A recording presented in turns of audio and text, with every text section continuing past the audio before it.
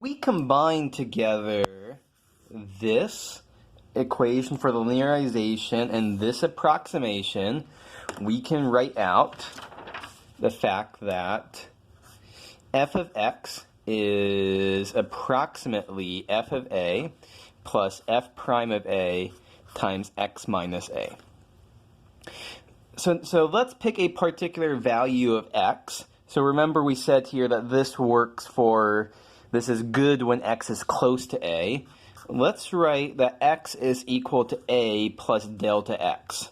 So x is equal to a plus some, we're thinking of this as some change in x, we're probably thinking of this as some small change in x. And we substitute this up here, and for x, we end up with f of a plus delta x is approximately f of a plus f prime of a times x is a plus delta x minus a. So let's simplify this and rearrange this a bit. I see a plus a and a minus a there that cancel out. And let's move f of a to the other side. And what do we end up with? F of a plus delta x minus f of a is approximately f prime of a times delta x. Let's look at this side, the left-hand side. This is f of our new value minus f of the old value. So sometimes we can just think of this as the change in the f value. So we can write this to kind of summarize all of what's going on up here. The change in the f value is approximately the change in the x value times the derivative at the point that we're estimating around. And so if you take a look in the textbook's presentation, the authors of the textbook, they actually start off with this equation to do various estimations here.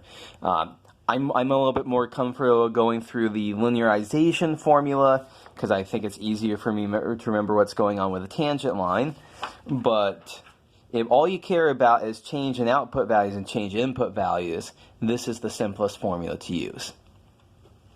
Let's do just an example or two of this, just to do some calculations. Let's suppose that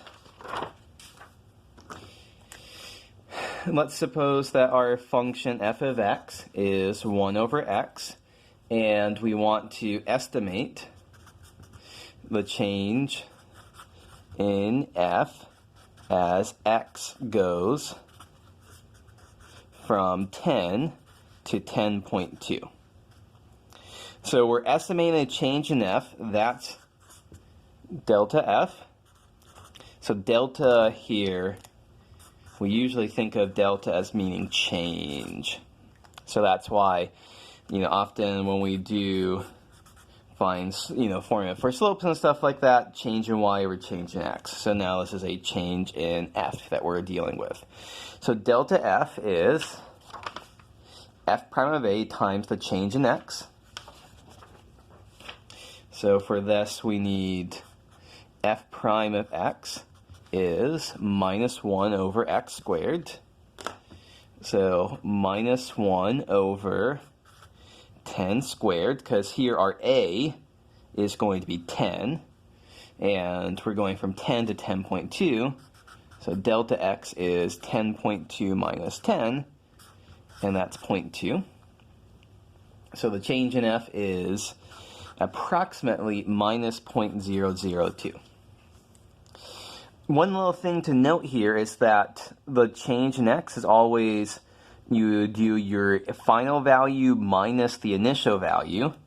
So if we wanted to estimate the change in f as x goes from 10 to 9.8, in this case, the change in x would be 9.8 minus 10.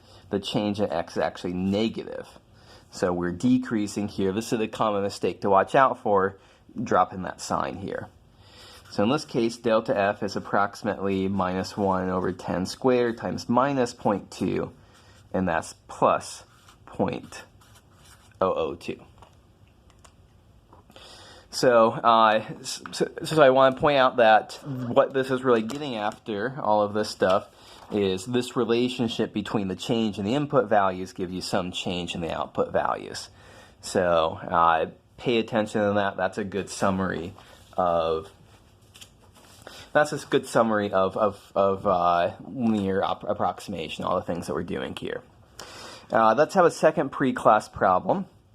So let g of x is 1 over x plus 1. I'm asking you to estimate this change using the methods that we've been discussing.